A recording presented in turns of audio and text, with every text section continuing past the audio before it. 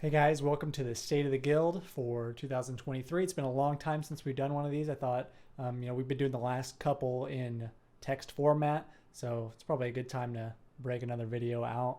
Hope everyone had a happy holidays and is well rested and excited as I am for the new content. So let's go get into the docket, see what we got going on for us for Ulduar, parse runs, etc. going forward. All right, let's kick it off with some of good news. DKs have been nerfed. Unholy DKs don't snapshot haste anymore. Still benefit greatly from haste and still snapshot AP. Still going to be very good. It's a all things considered minor nerf. That doesn't mean that unholy DKs in this guild will lose their raid spot, surely. However, it does mean that we do not need to repeat the degeneracy that we did last week and it will be doing in the upcoming week. This will be the last hurrah for the 19 Death Knight experiment. A more balanced composition is loads easier to gear and going to be a lot easier to manage for bench. You saw when a couple of Death Knights went down last week how much of an issue that was for us for our ideal composition. It makes just prepping and planning so much easier. So this is great news for upcoming content. There was also a change on the Ulduar PTR. The pet sated has been fixed. That was the number one thing that elongated the in between boss waiting. We still have unfortunate stuff like fire elementals and army of the dead that are going to cause some problems with that, but the biggest longest wait factor pet sated has been fixed. So the unholy DKs we will have left will be rejoicing along with Griefer as well. So awesome news to get started with for the new year. I think the classic team's really, I don't want to say knocking it out of the park. That might be a little bit too optimistic, but they're definitely doing a lot better than they have done in the past. Their explanations are a lot better. Their communication has been a lot better. So yeah, just optimistic on that front that maybe we actually have some people that play the game a little bit. All right, so we'll just kick it off with the most immediate and pressing concerns. So let's start with our current parsing plans for the upcoming week. We only have a couple of weeks before Ulduar launches. Last week showed promise. We learned a lot from it for how bad it was, but ultimately it did not go so hot. So we need some easy wins, and it's time to get some because I think morale is pretty low, but we got a lot of cool stuff on the horizon, so let's not get too down on it. This week, some of the major changes we're going to be undergoing for kind of reattempting this degeneracy going forward is we are going to just have one raid group for this week. We will not be split raiding. The expectations of doing all the parsing in one night, waiting for stuff, and trying to cram that all in like a 3.5 hour window was just not, it really felt like we were on the clock and every wipe was just so brutal, and it's just kind of unnecessary for, having fun with what ultimately should be a fun endeavor. Everyone here is competitive. Everyone wants to push ranks. Everyone wants to, be good at something on the world stage, but we can't do that at the cost of, just our sanity, especially when the benefit is just having our alts that may or may not come in for Ulduar progression and get 1 or 2 pieces if we're lucky. It's just not a good trade-off. So Tuesday, Wednesday, we're going to have one raid group. That's one team. So we're going to have a full breadth of 6 hours to work with. We'll likely not use it all. We will likely again finish Wednesday early, which would be really cool. And we are not starting Malagos and Sarth. We had mitigating circumstances on why we had to start Malagos. But I think that was honestly the linchpin for why the night just felt like we were so on the clock beyond just having to do it all in one day. If we start Nax and we don't start with Patch, then we can rack up some of those easy wins. There's 9 bosses in there that are just cakewalks that I would love to see us compete with this full powered composition and see what our world rankings are, get people excited. So yeah, that's really cool. Some of the things we learned from last week were basically we were very stringent on having the 19 DKs that we didn't have a bench, right? I want to make sure this week we have a bench. We have some bench DKs that can come in. But if the problems that we had with our DKs on the bench last week persist or crop up again, I don't want to be just dead in the water. So having things like Vassar come in to be the lone mage to swap up some of the what we were doing to cover that 3% buff would be really good. Having Dawson on his Enhanced Shaman, or just people that can come in and provide benefit to the composition without detracting it. Now, we still can't run like a Shadow Priest or a Warlock just lone in there because they need to be doing something. Even Dawson coming on the Enhance is allowing one of our Frost Death Knights to go unholy. But with these two players that are able to come and help out if things do go awry, and I think they will, just because that's raiding in 2023. Something will go awry, so you have to plan for it. I think we're going to be in good shape. You know, we don't have to be all eggs in one basket. We did learn that there is lag when there's 19 Death Knights, 19 Death and Decays, 19 Ghoul Pets, and 19 Army of the Dead channels. That's a lot. So we have found ways to mitigate this. I think Sartharian's room with all this happening was a very poor start for kind of basically seeing all these particle effects happen while he's doing his own lava animations, and there's just a lot of, you know, lava plumes going around. It's not a good place for it. We saw in a new rec that was already better. The character models script that Easy had sent earlier made things a lot clearer, not only visually but on your rigs as well. And hopefully we'll have some people in place that can come in if it continues to persist to be a problem. That said, if you get your gargoyle off and you're lagging, it doesn't matter. Get your gargoyle off, it's all fine. We're not popping army until after the gargoyles go anyway, I believe. So shouldn't be too big of a problem. But yeah, those are the big changes. Knack start, character model, script, less reliance on all DKs, a better plan for the bench, and having one raid. Now we will be back to splits for the next week before Ulduar, just to make sure we have, you know, just farming, just making sure we're getting through it, but making sure we have the opportunity to get those last few pieces on those last few people to really set ourselves or put ourselves in a good place for Ulduar. Now, that said, that we will be kind of putting a moratorium on those split runs. So we can just segue there into Ulduar. Yeah, again, there's a moratorium on the second group and split raids until we can reliably clear hard modes in one night. So that could be anywhere from a month to 6 weeks. I would like it to be closer to a month, but who knows? It's a timetable that we're working with. Don't be shocked if we go over a little bit, but I want to make sure that we are all on the same page, right? I want to keep things a little bit more light. I want to stave off some of the burnouts some people might be feeling, and might cause a head if we ratchet things up too much. So we won't really be increasing our time, even though the content's going to be harder. We're going to be progressing. We're cutting a group, right? So that time will still be used. The week time will still be used, but it will be more focus on one character, more focus on one raid, one team. Having access to these alts and these swaps in between bosses is going to be really key. And basically getting that gear and getting that to a one night. Once that's a one night, then we can start back up with the two groups, because the split gearing is just so good, especially with Valinir. But I don't want to do that at the cost of raiders, because we have to ratchet up and use all these extra raid days. I do not want to be using that Sunday raid day. To be honest, it's just too much of people to give up for what we're getting out of the game at the moment. So that's what we're rolling with. I hope that doesn't miff anyone too much. We will get back to those characters, I promise, but only when we feel comfortable that we are in a position of comfort within our guild that we can present a good product for you as a raider. So yeah. So moving on to the PTR, you know, it was a good experience. We were able to progress on some bosses, see the content, get a kind of a feel for how things are going to go. Though not without its downsides. People weren't weren't really with their comfortable UIs. There were some issues with technical aspects of, you know, porting over these add-ons, these weak auras, you know, having different gear than you have on live, and not having like full control of your character, as well as the technical limitations that we faced with the server and some of the issues getting into the raid and stuff. That was kind of a bummer. But ultimately, we got a significant amount of time in on the PTR. It's never going to be enough. It's never enough. If I had it my way, we'd raid every day it was up, and we'd continue to go. It's just not the reality we live in.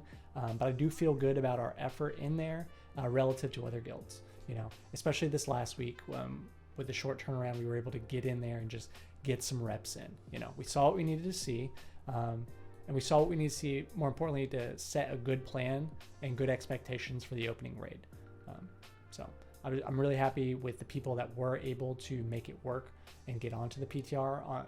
And most of these PTR days are days we typically do not raid. The Sunday raid, which is technically a required raid that you have to have in your schedule, but we haven't had to use it basically all year, including that first week pretty much. So yeah, just really big shout out to everyone that was able to make it out and see all that content. And I hope it's really going to pay off, pay dividends, and we'll be able to get the loot rolling earlier, get Ulduar easier, quicker, and get the schedules more on pace for not overloading playing the game so much. So thank you so much for those that were there. Now I want to talk about our expected path and expectations for the first raid week.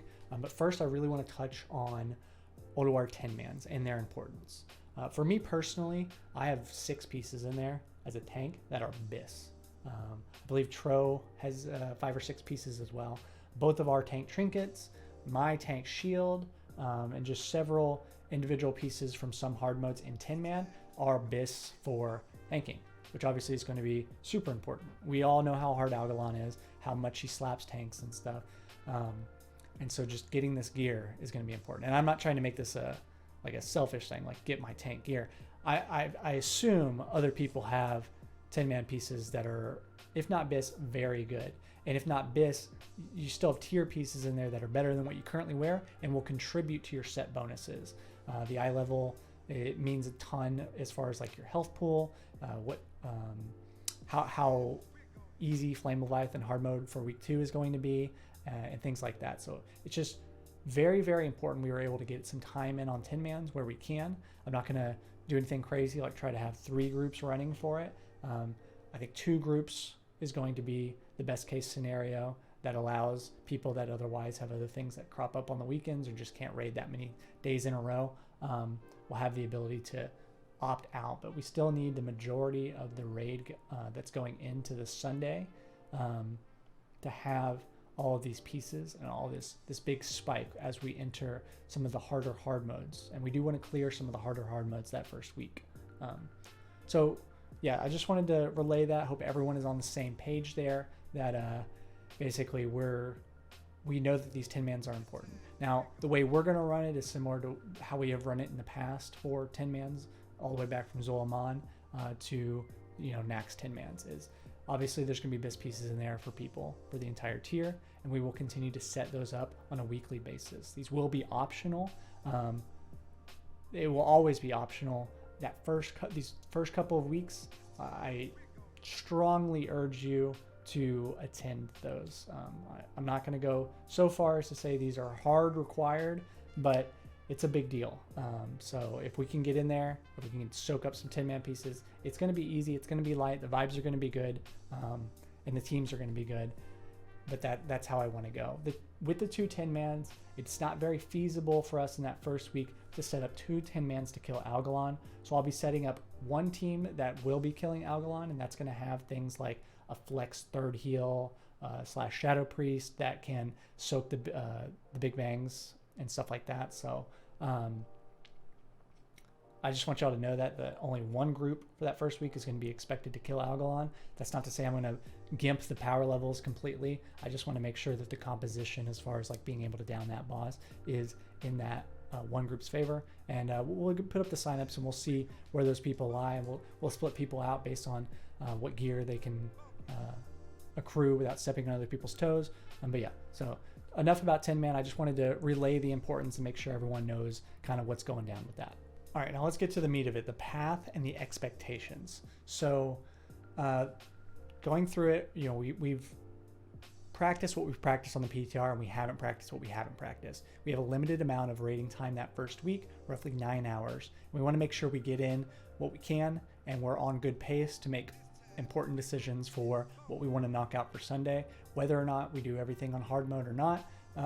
We just want to make sure that we kill everything is the important thing. I don't want to be struggling too much on a hard mode and not kill Yogg at all for that week. It's just not going to be acceptable for us. So here is kind of the layout for how at least in my mind right now, based on the data I have from what we've seen on the PTR, how I expect that first week to go and the path that we're going to take. So we're going to go in and we're just going to 2-tower Flame Leviathan. Nothing crazy. We've done this on the PTR. We can still one-shot it and not worry too much about it. That either gives us, I can't remember if it gives us a ruined orb or a pattern. Either way, it's going to be pretty nice the first week, but that's not what we're doing it, mostly for the nice prog points. Basically doing Flame Leviathan 2-tower is going to give us the prog points of doing XT hard mode and Vezix hard mode. Don't ask me, that's just how it works out. So that's going to be nice for future recruitment and just making sure that we're sitting pretty at a nice place after the first week.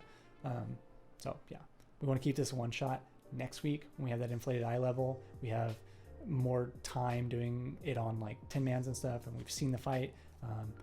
We will push on and do a full hard mode Flame Leviathan on the second week.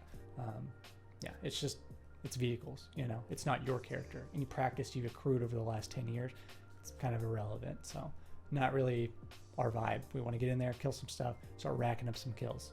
So hope everyone's cool with that. We're going to quickly do Razor Scale and Ignis. I know there's been a slight buff on Ignis. I'm not too worried about it. We're just going to go knock them out real quick. We are also going to knock out XT normal. I don't want to spend too much time on the hard modes. I know it was nerfed to be killable. That said, from what I understand, it's still particularly difficult at the moment, and we don't have a lot of practice on it from the PTR, and there's a lot to get through. And again, it only gives 2 prog points, so not really high on our priority. Kill XT normal real quick. That should be another one shot. Kalagarn, that should be another one shot as well. No issues there. Moving on to Ariaya, and that's going to be another one shot unless something catastrophic happens on the pool. No pun intended. Memoron, normal. That's going to be the play. Honestly, we saw what we saw on the PTR. It is what it is. Now we could kill hard mode that first week, no doubt. It's just going to take a lot of time. Too much time for me to be comfortable with. So it's a difficult fight. They buffed it a little bit since, you know, the first round of PTR, and I'm just not super comfortable with the state of it right now. The last we attempted on the PTR was very buggy, and you know, they could have fixed for launch, or they could break something else with the fight with their intended fix, since we have no more PTR. So really not chancing that, really not fucking with that. So we are just going with Memoron normal. That'll give us a little bit extra gear, a little bit more tier to go with into some of the later fights. That's all going to be very easy. I predict all that will go down within an hour or two of the initial launch, which is cool. That's a lot of bosses under our belt. It's a lot of gear to give out, spread, and make sure that the raid eye level is at a good spot for attempting some of these harder bosses. Now, that same night, we will be doing Thorum hard mode, and we will be doing Freya hard mode. Now, Thorum hard mode, I think with that extra gear, with us being on our main characters, having our weak cores, having our setups, having an ideal composition, it's going to be pretty easy. I'd be pretty disappointed if it didn't die within an hour. I'd like it within 30 minutes. So that'll be nice. That'll be some nice hard mode loot. We'll be moving on to Freya. Freya, you know, with the right composition, with mages that have unglyphed blast wave, and some of them being fire, and we don't have to bring in an Ellie, you know, we should be able to handle those adds pretty well. We have the option of going up to 6 heals if necessary, if it looks like our damage is fine, just to kind of smooth things out, make the sunbeams easier, allow people to make more mistakes. I'm confident we can get that one. Phase 2 is a joke. You know, we've seen the whole fight. Basically, we just got to put it all together, and I think we can do it. And then the last one is Iron Council hard mode. We have a ton of practice with this on the PTR. Obviously, it's a very, very hard encounter. The difference is we've got our changes. You know, I'll be tanking the boss. I'll be dispelling myself so that the paladins don't have to stop healing. Little things like that. As far as you know, going into that with a ton more gear, it's going to help a lot. It's going to make that damage check just that much less intense, and yeah, things should be significantly easier on live than it was on the PTR. And then finally, we have, of the Watchers, we have Hodier hard mode. Saving it for last because it is a DPS check. I'm not super comfortable with the fight. You know, we'll burn it. We'll make the call whether to stop or keep going depending on where we are. But honestly, with all that gear, again, being on our main characters on live, we have a good shot at it. If we don't, we just kill it, and it's easy. You know, we're gonna smash our face against it. We either have the DPS or we don't. So moving on, we'll have Vezix normal. We've got some practice on 10 mans here for multiple groups, and it should go down pretty easily, I think. We've got that one down pretty down pat as far as the strategy is concerned. And then we move on to Yogg 1 Light, and that'll be the end of the raid week. So don't get too caught up on Yogg 1 Light. I know it's significantly easier than 0 Light. I cannot even describe to you how much easier it is than 0 Light. So we will be doing 0 Light soon. It will not be this week. It might not even be the second week. We'll just see where we're at on that second week. We very well could get some attempts in at the very least. But Yogg 1 Light should go down that first week if everything goes according to plan. And if we do have to go out and we've run out too much clock, and we just need to kill Yogg 4 Light is a complete and utter joke. It shouldn't be any issue whatsoever. So that's what we have to look forward to the first week. And I think we can do it. Those are all very reasonable expectations. I hope everyone agrees with me there. If you don't, definitely hit me up. We can make adjustments on the fly. We've got multiple weeks. Just want to make sure everyone's on the same page, that this is kind of what we're attempting, what we're doing, and I think we're in good shape for it. So now let's get to the schedule for Ulduar for that first and second week. Very likely this will be on January the 19th. If it's not, we'll adjust. But very likely to be January 19th on a Thursday if all patterns hold true. So this would be Thursday at 6 o'clock EST is when launch. Just like every patch we've ever done since the beginning of Classic, in the Raider manual, we will be doing a day raid. If we have to go with an unideal bench composition or start with a couple of people down, that's fine. The first bosses are a complete cakewalk. I have no issue going in there and making sure that we get that time to basically get where we need to be that first week. So 6 o'clock EST to 12 o'clock EST. We're likely not going to go over much, if at all. This isn't going to be something that we do a significant amount of extra time on. So this will be 25 man. We're not starting with 10 man. I would love to start 10 man to kind of soak some gear, but the vibes on that honestly aren't very good, and I'm not really, if I'm not certain that the servers are going to hold up, then that's not something I want to be doing, right? I just really want to get in that 25 man. We all saw what happened when we kind of like dragged our toes on the PTR getting to the raid. Dalaran crashed, the whole world crashed, and it was just a nightmare. And I'm anticipating a similar possible nightmare scenario on launch. Some launches have gone smoother than others, but this is not. This is one single raid location, so I'm not holding out any hope that there isn't going to be significant issues. That said, in this 6-hour window, I would like to get through everything that we said before on the path, up through Thorum and Freya hard modes. But ultimately, I would like to see a little bit more than that. That's at the very least, I would like to get through Freya hard mode in that first window, obviously barring technical issues. That Friday and that Saturday, we'll be doing 10 mans with 2 separate teams.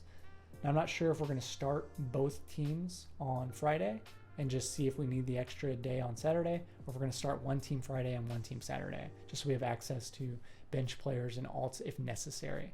We'll just see kind of where the wind's blowing on that. We'll put up some signups and we'll see kind of what we need. But as I said before, 10 mans are of the utmost importance. If you can make it, please do so. It's going to be such a massive help to our final Sunday push. Now, Sunday is going to be full 25 mans. This is a regular 3-hour raid at our regular raid times. If we can, we might start an hour early if we need it and enough people can, because it is a weekend day. But just plan for our normal raid times. We'll push through and we'll finish everything that we need to finish. If we need to just go and cycle some normals, that's what we'll do. But that'll be the end of the week. If we have Monday and people want to do random assortment of 10 mans on alts or finishing up from Friday or Saturday, we can do that, but we're going to have that day off. So week 2 schedule is going to be normal. We are going to be utilizing the Tuesday, Wednesday, Thursday. Again, we are not going with a second raid team. This will be all the same raid team.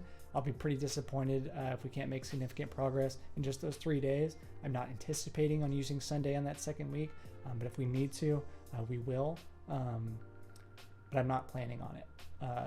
That said, I do want to try to work in as many 10 mans as possible throughout that time. Obviously we're raiding those 3 days and we're not going to have official raid times, but if we can get some real good sweaty people in there that want to get in like an hour before raid on Tuesday, kind of soak some of the easy gear, that's going to go a long way to making things smoother. So again, we'll play that by ear. I know we can field at least 10 very committed people in this guild that are going to be able to really help push the team forward, propel the team forward in the next week. So that's going to be pretty much it for the schedule. Obviously, it's going to be a little bit more intense than a normal raid week, as all launch weeks are. I hope that's offset by the excitement for the new content, how much fun we're going to have, how difficult it is. I mean, you can only prog once, and then it's a long farm period. They already said it's going to be a long farm period. And then we have TOGC, which is, I mean, kind of good for us because we don't speed run, but really kind of filler content. So this is it. This is kind of the second to last big patch that we'll have together. So let's make it count. Let's have fun. Try to call in, call off, leave early if you can on that day. It'd be a big deal, big help if we can just focus our minds on this and just, have a good time as a team together. Now for the end here, we are recruiting. We haven't really had to recruit all expansion. We've kind of blessed in that endeavor, and we've had a nice rotating bench, 2 teams, no problems. But, Nax burns people out. I get it. That said, if you did all of Nax, I mean, we all knew Nax was going to be a terrible phase for keeping people engaged. And if you didn't know that, well, now you know. But most people knew that. I would hate for people to kind of burn out here right at the end of Nax because Nax was so long, right on the cusp of new content. This isn't like retail where is the new raid going to be good? Who knows? We already know Ulduar's a banger. A lot of us have done this in the past. It's a good raid. It's going to be fun. We're going to have fun. So I hope it reinvigorates some people. That said, we are recruiting all healers. We typically don't have a healthy bench rotation for healers. This isn't to say any healer specifically is on the hot seat. It's just, we saw in recent PTR testing how integral healers are. We have been cutting down on healers as we go through the very easy Nax period, and now we have to suddenly go up again. And lo and behold, healers are not a very popular alt class to have. That said, we are recruiting healers for a healthy bench rotation. Specifically, we are focusing on a Resto Druid right now. That's for a core raid spot, and that's going to be kind of the most pivotal thing going forward. We are entertaining all classes as we look to kind of replenish a healthy roster. And it should be easier to recruit in earnest with this temporary move to one group and not having such stringent requirements for the team. That said, please help out if you can. If you know anyone that's looking for a good team for Ulduar, if you want to help out recruitment, I can send you kind of what we post on the Discord and kind of what we spam in trade chat, just so that everyone has a good basis for kind of covering all of our bases. If someone's not on and another person wants to help out, this is going to be the best thing for alleviating stress on the raid team and just making things easier for everyone. But that is pretty much it, guys. That has been the State of the Guild for 2023. Thank you for bearing with me. As you can see, I'm pretty tired right now, but I'm really happy to be able to get across everything that was kind of in my head around the upcoming next weeks. I've been pretty stressed lately. Last week didn't go kind of how I envisioned it, and I've been pretty down. But, being able to talk through all of this, it's gotten me excited. I feel good. I feel good about the upcoming content. I feel good about having fun in this game, which I can't say I was really looking forward to a lot of the previous weeks. I'm just excited. I'm excited for the new tier. I hope you are too. I hope you kind of vibe with the things that have been said here. And again, if you have any questions, concerns, you disagree with some of, the expectations that I've delineated here and you kind of want to add your own, DM me. DMs are always open. I haven't been super great at getting back to them lately, just personal reasons, but I'm in it. I'm locked in for the next couple of weeks. I'm ready to get it. So I have immense gratitude for everyone that's stuck it out, that's still with us, that's helping, that's contributing to a better guild environment. And thank you so much for sharing this journey with me and with us, with this team. And yeah, let's have a good one. I think it's going to be fun. I think you're going to have fun. And yeah, I mean, I've said it before. I'm excited. I hope you are too. So let's get it, guys.